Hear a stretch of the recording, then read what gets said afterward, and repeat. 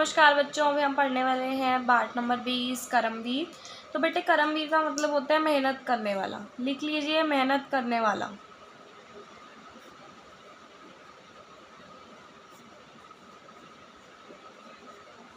मेहनत करने वाले को करमवीर कहते हैं। चलिए पाठ पढ़ते हैं हम। वैसे कविता है तो कविता पढ़ते हैं। सच है विपत्ति जब आती है कायर को ही दहलाती है। सुरसा नहीं विचलित होते क्षण एक नहीं धीरज खोते। तो वो कहते हैं कि कविता कहती है कि जब विपत्ति आती है तो केवल कायरों को ही डराती है। कायरों को मतलब जिनमें हिम्मत नहीं होती है, जो मेहनत नहीं करते। करमवीर मेहनत करने वाला और हिम्मत रखने वाला, तो वो उन दो लोगों को डराती है जिनमें हिम्मत नहीं होती और जो मेहनत नहीं करते हैं। जबकि सुरसा यानी कि वीर, सुरसा का मीनिंग भी यहाँ लिख लीजिए, वीर। जबकि वीर जो होते हैं वो कभी भी किसी भी चीज़ से नहीं डरते हैं और हर चीज़ में धैर्य रखते हैं। कहते हैं ना सब्र का फल मीठा होता है। तो सब्र कौन करता है? जो मेहनत करने वाले होते हैं और जो हिम्मत रखने वाले होते हैं। चलिए अब अगले पे आ जाइए स्टैंजा पे। विघ्नों को गले लगाते हैं कांटों में रह बनाते हैं। वो कहते हैं जो मेहनत करने वाले करमवीर होते हैं ना, वो अपनी विघ्नों को गले लगाते हैं, मतलब खुद से जो है मुश्किलों में पड़ते हैं और कांटों भरे रास्तों पर वो अपनी राह बनाते हैं। कांटों भरे रास्ते पर वो चलते हैं।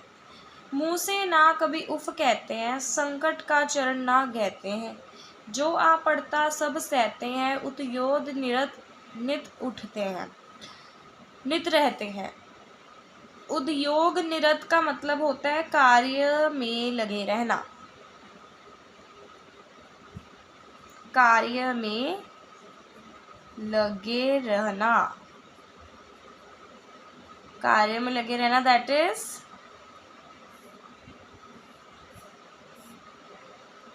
उद्योग निरत। तो इस स्टैंजा में वो कहते हैं कांटों को जड़ से उखाड़ फेंकते हैं और खुद विपत्ति पर छा जाते हैं। कहते दुनिया में कोई ऐसी बाधा नहीं है जो करमवीर के मार्ग में टिक सके। जो मेहनत करता है वो ज़रूर सफलता हासिल करता है। जैसे यहाँ पे पहाड़ इन्होंने शो किया है कि जैसे विपत्ता है, ये फॉर एग्जांपल ये मुसीबत है और यहाँ पे मेहनत करने वाला बंदा है। तो वो मेहनत करने वाला बंदा पत्थर को भी अपने आगे टिकने नहीं दे रहा है, अपने रास्ते पर टिकने नहीं दे रहा है। कांटों वाले रास्ते पर चल लेगा वो, पर विपत्ता को अपने पास नहीं आने देगा। ठीक है, कांटों वाले रास्ते पर चल के भी मुसीबत को, विपत्ता को अपने पास नहीं आने देता है वो। चलिए आगे बढ़ते हैं। शूलों का मूल नसाते हैं, बड़ खुद विपत्ति पर छाते हैं। अब कहते हैं कि जब मनुष्य अपनी पूरी शक्ति लगाता है तो पर्वत भी उसके सामने झुक जाता है और पत्थर भी पानी बन जाता है। तो कहते हैं कि जब मनुष्य अपनी पूरी शक्ति लगाता है तो पत्थर जो है ना, पत्थर भी उसके आगे हार जाता है और जब मनुष्य और पत्थर भी पानी बन जाता है। ठीक है, बह जाता है। यानी कि है कौन विधन ऐसा जग में टिक सके आदमी के मग में। खम ठोक ठेलते हैं जब नर पर्वत के जाते पांव उखड़।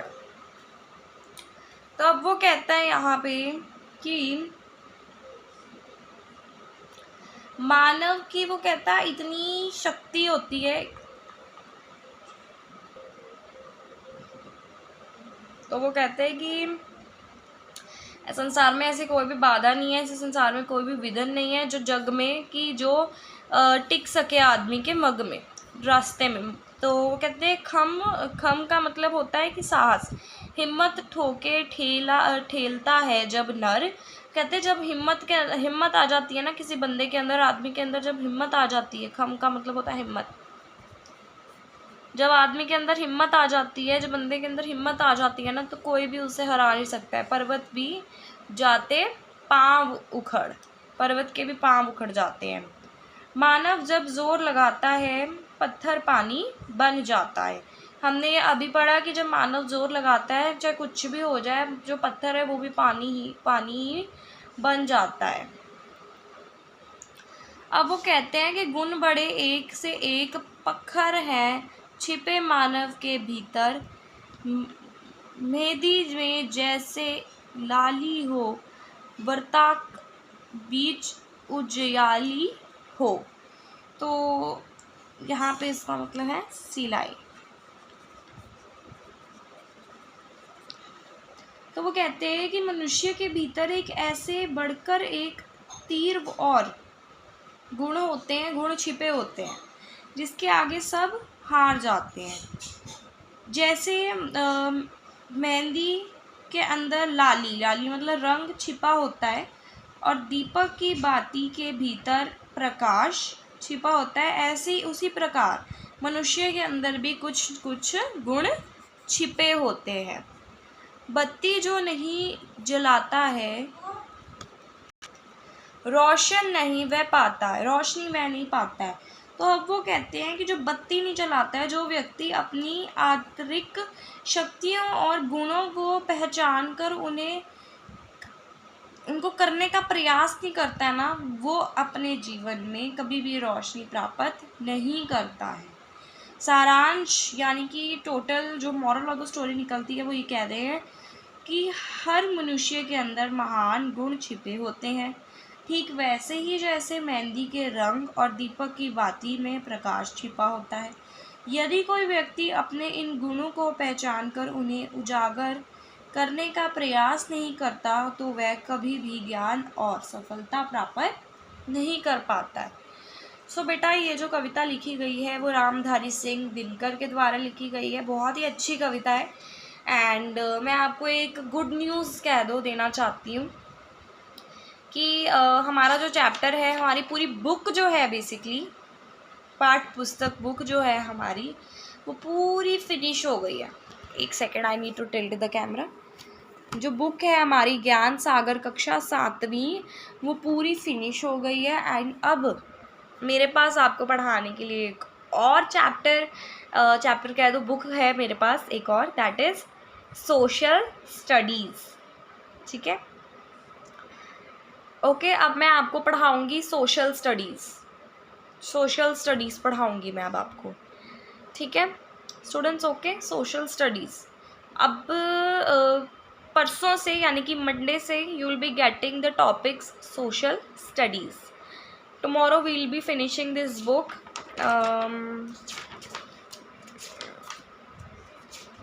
Ganesh Utsav is the last chapter, 19th one. इसको हम कल फिनिश कर लेंगे। Then what we will do, from Monday we will be doing social science. ठीक है, तो अभी हम ये कर लेते हैं। विपत्ति से सभी घबराते हैं, नहीं, कर्मवीर नहीं घबराते। वीर सभी बाधाओं को हंसकर सामना करते हैं, बिल्कुल जी। संकट के समय भी हमें काम करते रहना चाहिए, बिल्कुल। कोशिश करने पर बड़ी से बड़ी मुसीबत समाप्त होती है, बिल्कुल। वीर स्वयं से विपत्ति होते हैं, वीर स्वयं में सब विपत्ति होते हैं, नहीं बेटे ये गलत है। स्वयं मतलब खुद ही विपत्ति होते हैं, खुद ही परेशानी होते हैं, नहीं। कांटों में राह बनाने का अर्थ क्या है कि कांटों से हटाकर रास्ता बनाते हैं, कांटों को दूर फेंक देते हैं। कठिनाइयों में भी अपने लक्ष्य की तरफ बढ़ते रहना और कांटों का रास्ता बनाना, कठिनाइयों में भी अपने लक्ष्य को प्राप्त करना, ये कह देते हैं। मानव जब जोर लगाता है पत्थर पानी बन जाता है, इसका अर्थ क्या है? जोर लगाने पर पत्थर पानी बनता हो जाता है। जोर लगाते पर पत्थर में पानी चलता है, कोशिश करने पर पत्थर में से पानी निकलता है, कोशिश करने पर बड़ी से बड़ी मुसीबत आसान हो जाती है। गुण बड़े एक से एक प्रखर हैं छिपे मानवों के भीतर। अर्थ क्या है? मनुष्य में बहुत तीखे गुण हैं, मनुष्यों में एक गुण होते हैं। मनुष्य उच्च कोटि में गुण का स्वामी है, बड़े गुण तीखे होते हैं। मनुष्य में एक भी गुण नहीं है, मनुष्य में बहुत तीखे गुण हैं। मनुष्य उच्च कोटि के गुण का स्वामी है। तो बेटा यहाँ पे इसका आंसर है इसका आंसर आ जाएगा ये। ऐसा क्यों? क्योंकि मनुष्य के पास उच्च कोटि मतलब बहुत बहुत सारे गुण होते हैं, गुणों का स्वामी कह दो, है ना।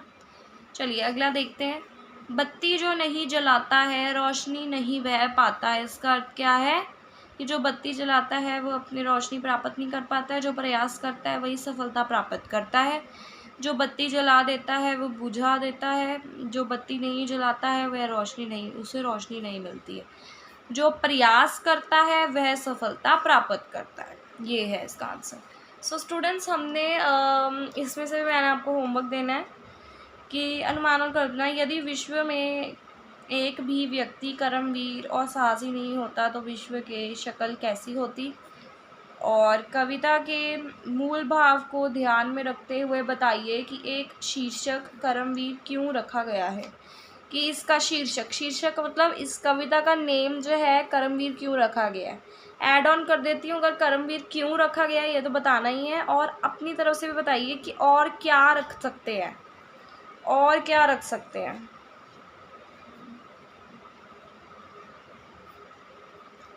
ये भी बता देना कि और क्या रख सकते हैं, क्यों रखा है कर्मवीर वो तो बताना ही है, और ये भी बता देना कि और क्या रख सकते हैं हमने।